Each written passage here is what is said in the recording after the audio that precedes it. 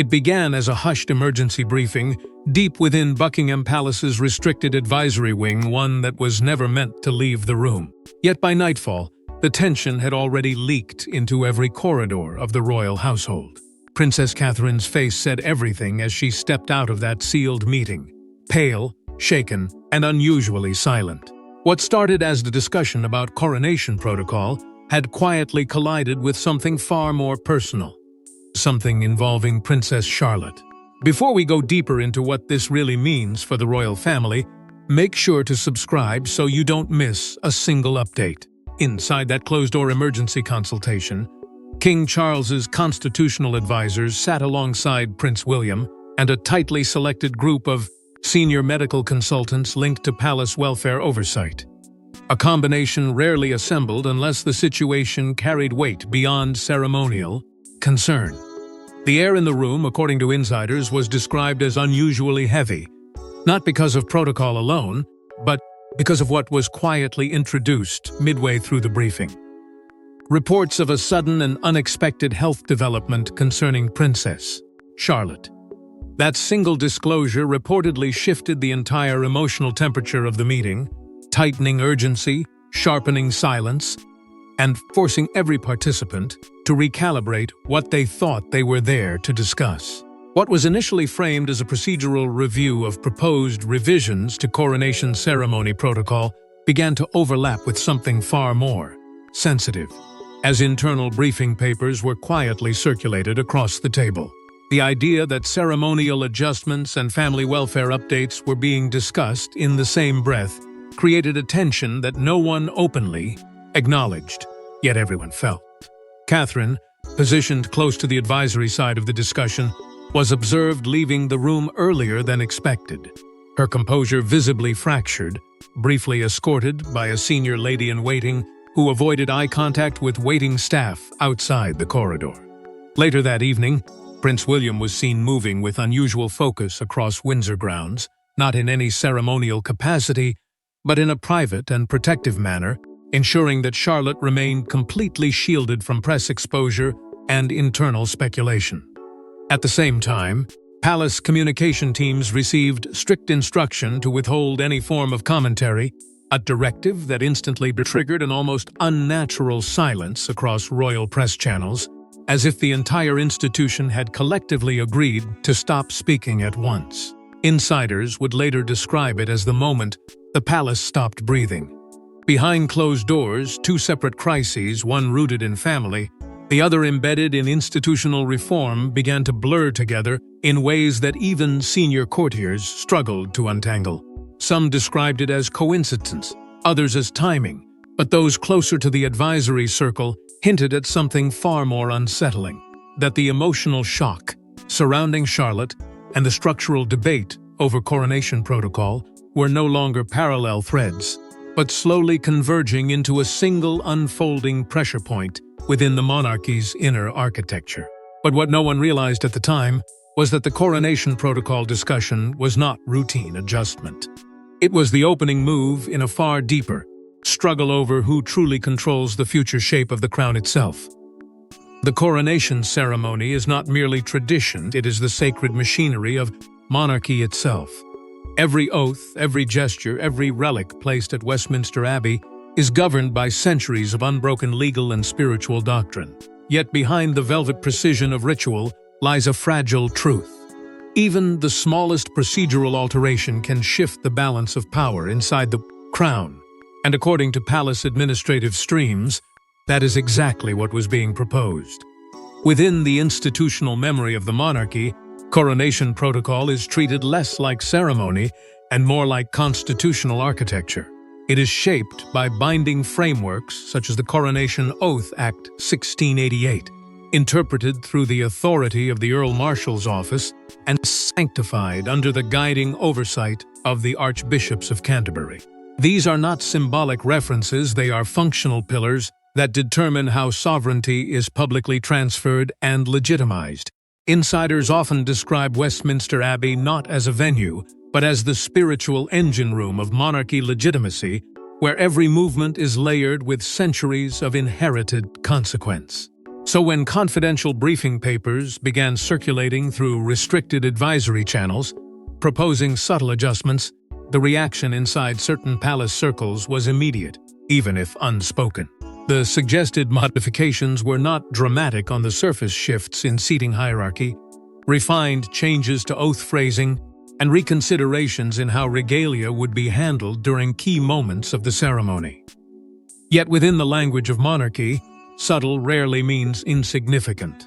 Even the repositioning of a chair, the pause between vows, or the angle at which a crown is presented can signal deeper recalibrations of authority. These proposals, according to multiple interpretations of internal advisory flows, were linked to modernization committees operating under King Charles's broader, reform-minded reign since early 2024. Officially, these committees were framed as necessary evolution, an attempt to align ancient tradition with contemporary institutional expectations. Unofficially, however, palace administrative whispers suggested a growing tension between those who viewed tradition as inviolable and those who believed controlled adaptation was the only way to preserve relevance in a changing constitutional landscape. Historical precedent loomed heavily over every page of discussion. Queen Elizabeth II's 1953 coronation blueprint remained the gold standard and almost untouchable template, referenced repeatedly whenever reform was considered. That ceremony had not simply crowned a monarch. It had encoded a vision of continuity that many within the institution still treated as non-negotiable. To alter it, even indirectly, was to invite questions about permanence of the crown's symbolic structure itself. According to reporting by Robert Hardman and The Times, subtle friction around ceremonial reform had been building quietly for years, often manifesting not as open disagreement but as procedural hesitation, delays in approvals, careful redrafting of language, and strategic pauses in advisory consensus. Different interpretations of these signals now suggest a deeper divide forming within palace advisory layers. One side insisting that modernization is survival, the other warning that alteration risks destabilizing the very mythology that sustains the monarchy. And yet beneath all the procedural language and constitutional referencing, a more human tension was emerging, because within a court already strained by illness, legacy pressure, and competing loyalties, even the suggestion of changing coronation structure began to feel less like administration, and more like a quiet contest for the future identity of the crown itself. However, within the context of a weakened royal court navigating illness, legacy, and competing loyalties, even theoretical adjustments began to take on the weight of political warfare. Insiders whisper that the first fracture did not come from rebellion but from paperwork. A revised coronation protocol draft, circulated through restricted advisory channels, reportedly introduced subtle but consequential shifts in ceremonial hierarchy. To most, it appeared administrative. To others, it looked like a quiet reordering of the monarchy's symbolic spine.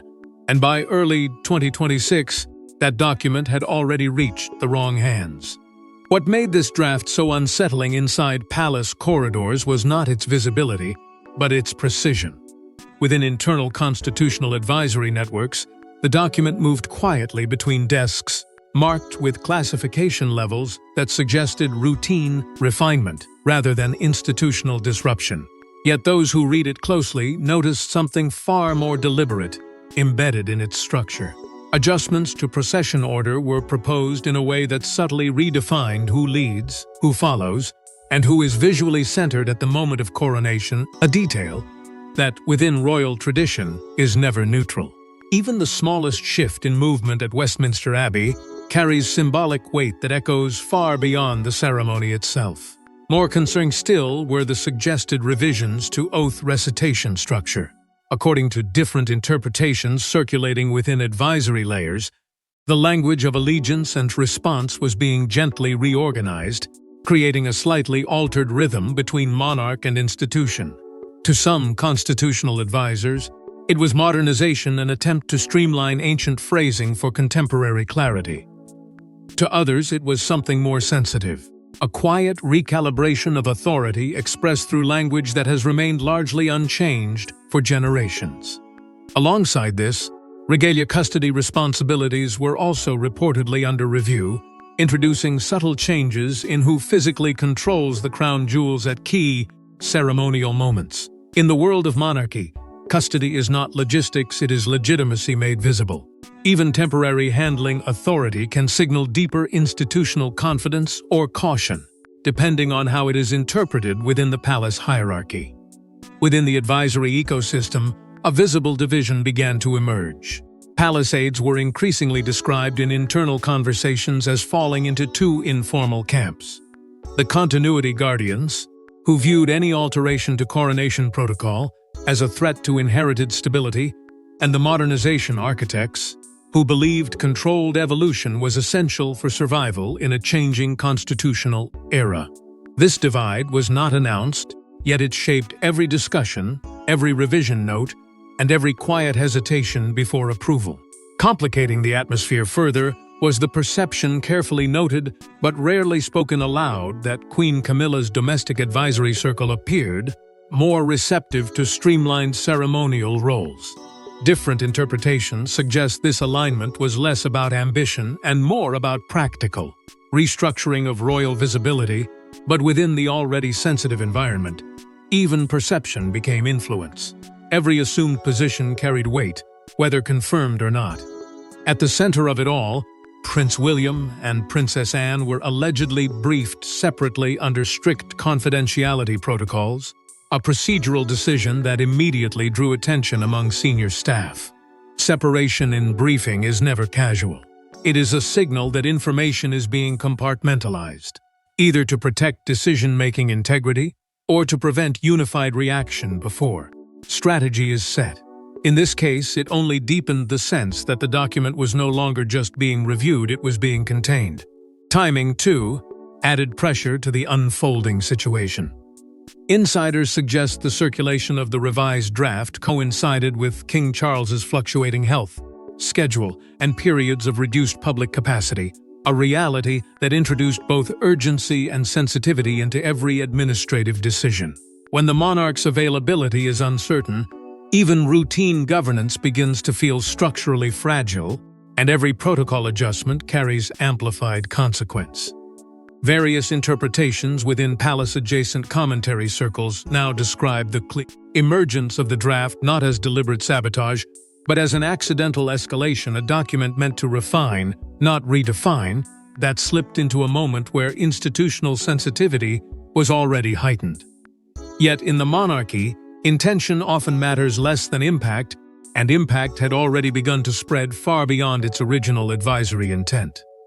But once the document surfaced beyond controlled advisory circles, it triggered an irreversible response from the monarchy's most disciplined enforcers. The response was not emotional, it was procedural, precise, and unmistakably controlled. Princess Anne, known within palace circles as the iron-willed guardian of continuity, reportedly activated a series of internal compliance reviews that senior staff quietly referred to as the ceremonial integrity sweep. Within hours, advisory access logs were being examined, and protocol drafts were frozen across multiple departments. What unfolded next inside the coronation planning infrastructure was described by insiders as an immediate tightening of institutional breath. Princess Anne's intervention did not arrive as a public statement or symbolic gesture, but as a structured internal directive that moved through administrative channels with surgical discipline. Every office connected to coronation preparation, ceremonial scheduling, regalia coordination, liturgical drafting, and procession planning was placed under simultaneous review.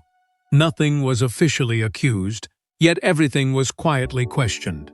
Prince William, operating in parallel rather than in reaction, aligned himself with a full enforcement review of the protocol document distribution chain. This meant tracing how the revised coronation drafts had moved between advisory layers, who had authorized circulation, and at what exact point the containment structure had been breached. Within palace terminology, it was not framed as an investigation in the dramatic sense, but as procedural stabilization, a phrase that masked the intensity of what was, effectively, a systemic audit of trust. Prince Edward's involvement added another layer of quiet authority. Known for his meticulous understanding of institutional governance, he was reportedly engaged through discreet legal advisory review of ceremonial structures, focusing specifically on whether any proposed modifications had inadvertently drifted beyond established constitutional precedent. His role was not to escalate, but to verify where the line between tradition and reinterpretation had been tested and whether it had been crossed. Within hours, staff began using an internal phrase that had never previously existed in official language: the ceremonial integrity sweep. It described not a single action, but a coordinated institutional response, access restrictions being tightened, drafts being recalled, and previously open advisory channels being reduced to controlled clearance pathways. In effect, the coronation system entered a state of managed lockdown, where information still moved, but only under strict hierarchical permission.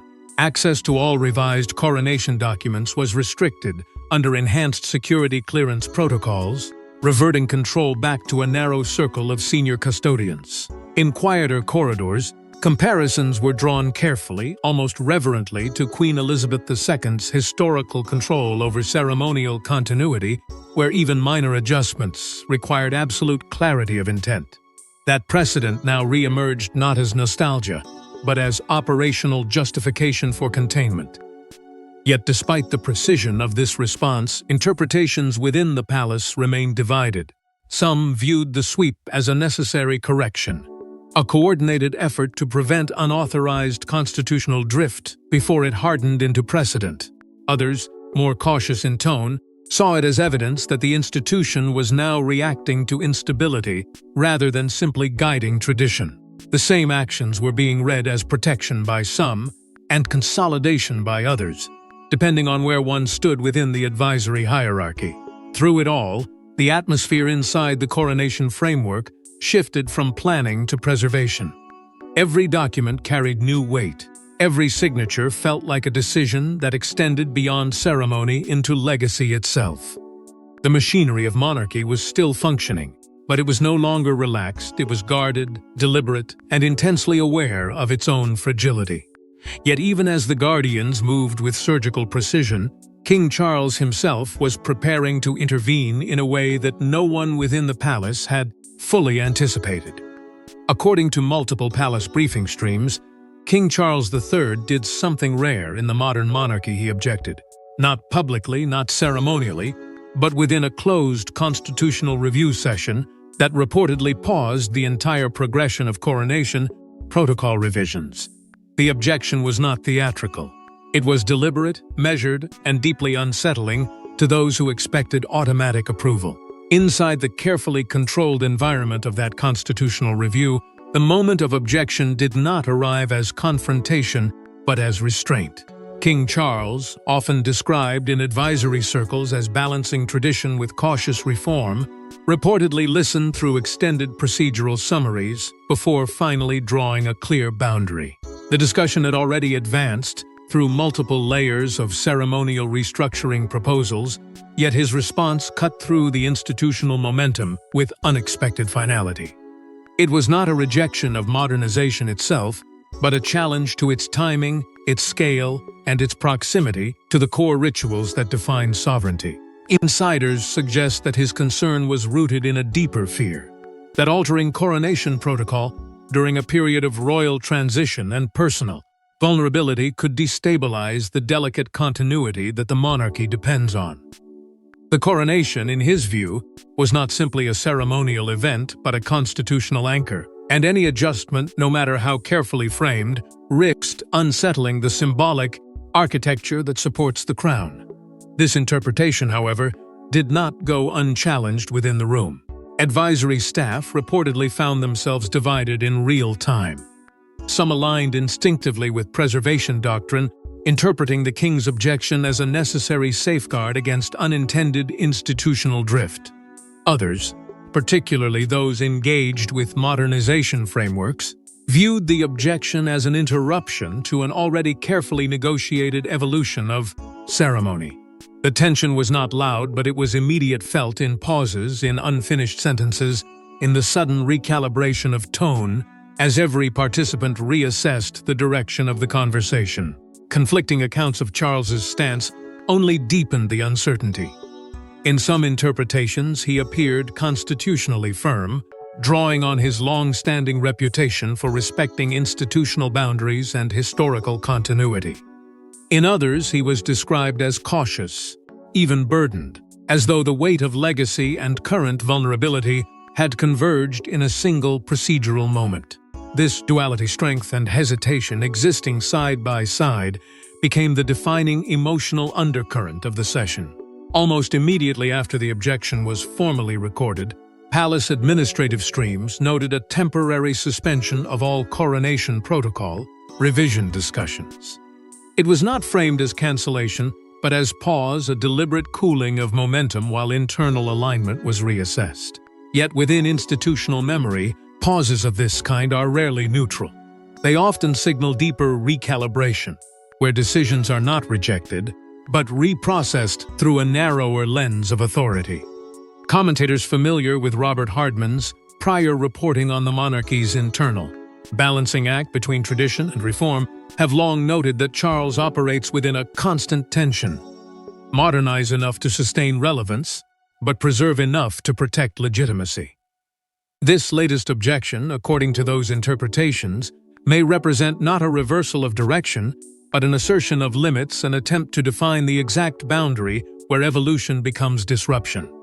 Still, within palace circles, another reading quietly circulates.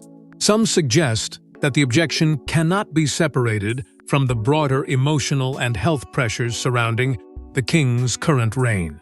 In this view, the decision is not only constitutional but deeply personal, shaped by awareness of time, legacy, and the fragility of control in an institution built on continuity rather than change.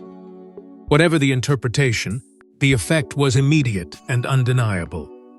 The carefully constructed momentum of coronation reform had been interrupted at its highest point of authority, and the silence that followed was not emptiness, it was anticipation. But an objection from the monarch did not end the conflict, it intensified it, drawing every faction of the royal household into open procedural confrontation. What followed was not a public scandal, but a silent administrative war. Coronation planning offices reportedly entered a state of procedural deadlock where revised drafts, counterdrafts, and legacy templates circulated simultaneously. Insiders described it as bureaucratic warfare conducted in silence, where every line of ceremonial text carried constitutional weight. Across the restricted palace systems, competing versions of the coronation protocol began to multiply rather than resolve. One draft leaned heavily toward modernization, subtly adjusting ceremonial sequencing and redistributing symbolic roles within the procession. Another clung tightly to legacy structure, reinforcing every inherited detail of Westminster Abbey's historic choreography. Between them, a third hybrid version attempted compromise, but instead only deepened confusion as it satisfied neither faction and blurred the boundaries of authority even further. Inside this escalating procedural gridlock, the internal divide sharpened into something far more rigid. The Modernization Committee continued to push for streamlined ceremonial structures, framing them as necessary adaptation for a contemporary monarchy. In direct opposition, the Continuity Guardians treated every revision as a potential erosion of constitutional identity. What had once been a technical disagreement over wording and sequence now resembled institutional trench warfare, fought not with declarations, but with annotations, redlines, and frozen approvals.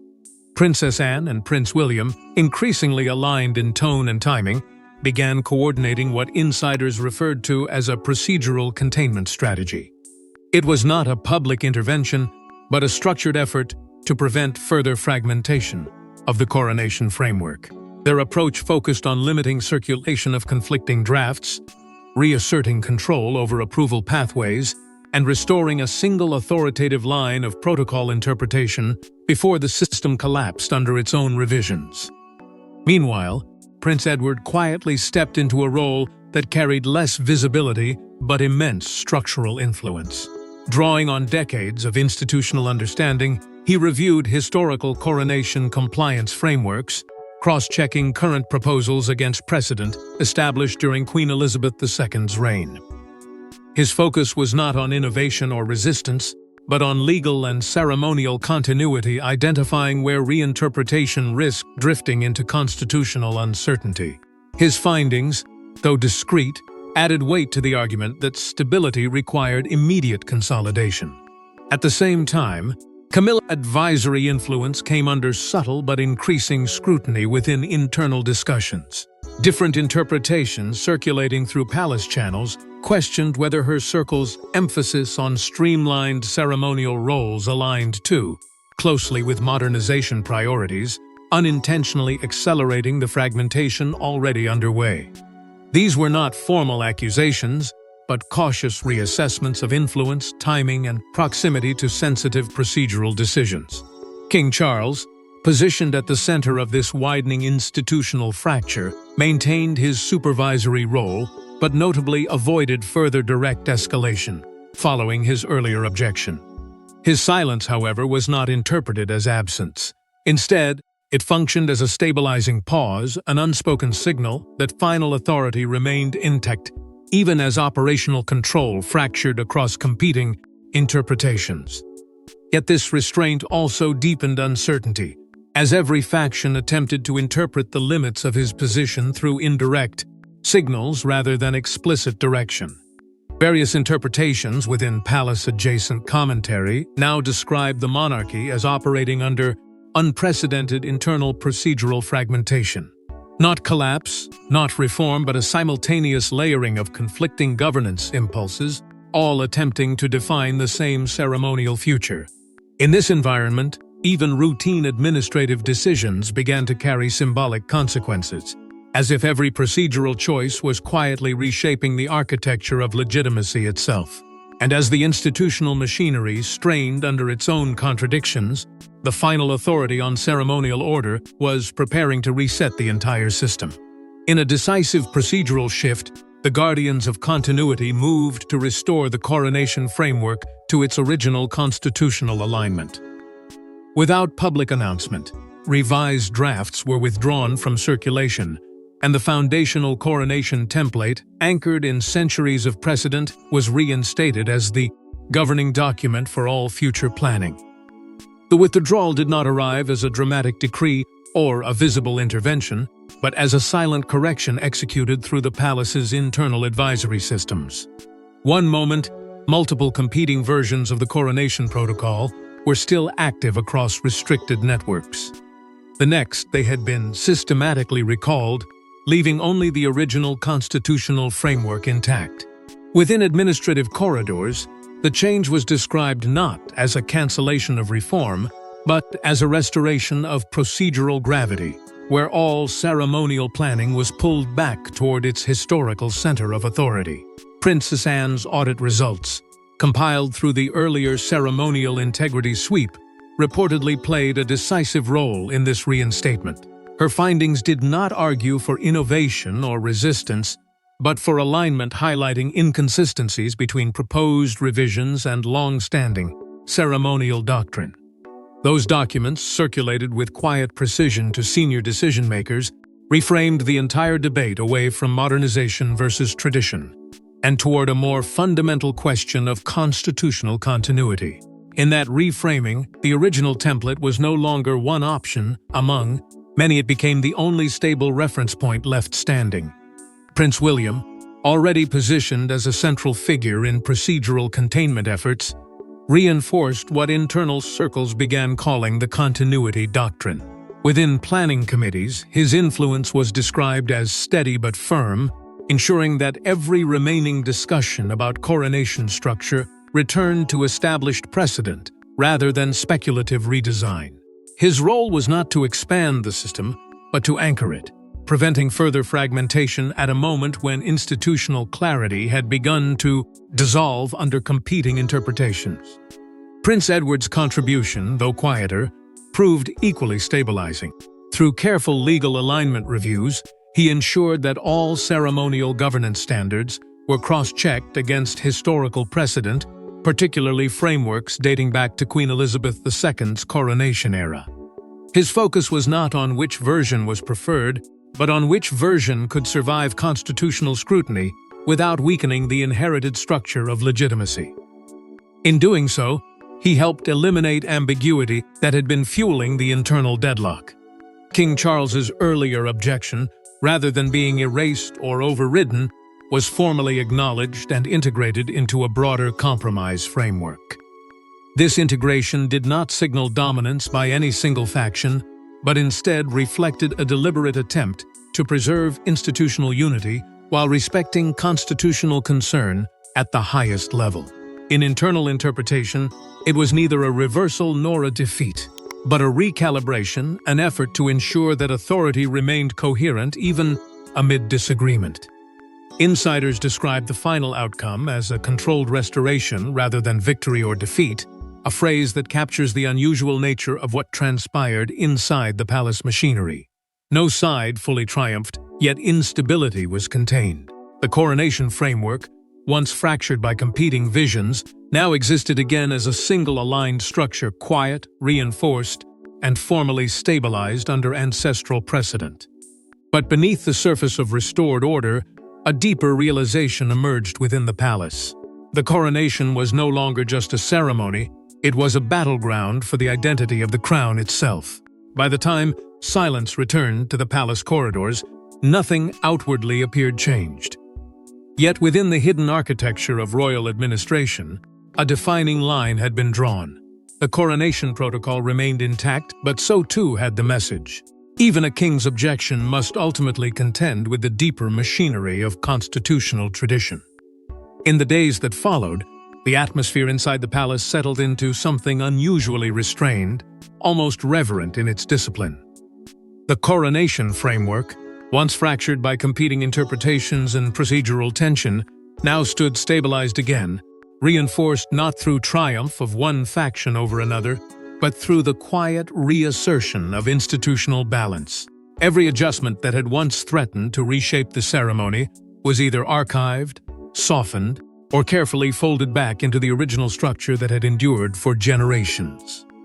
What remained was not innovation, but alignment and intentional return to continuity over disruption. Within palace briefing circles, a new emphasis began to emerge, one that subtly shifted the tone of every internal discussion: ceremonial continuity over innovation pressure. It was not presented as resistance to change, but as a reminder that in an institution built on centuries of inherited meaning, stability itself is a form of authority. Even those who had once supported reform found themselves recalibrating their language, choosing caution over acceleration and precedent over experimentation. King Charles, positioned at the center of this delicate recalibration, continued in his role as constitutional steward. His earlier objection, though significant, was ultimately absorbed into the broader framework rather than standing apart from it.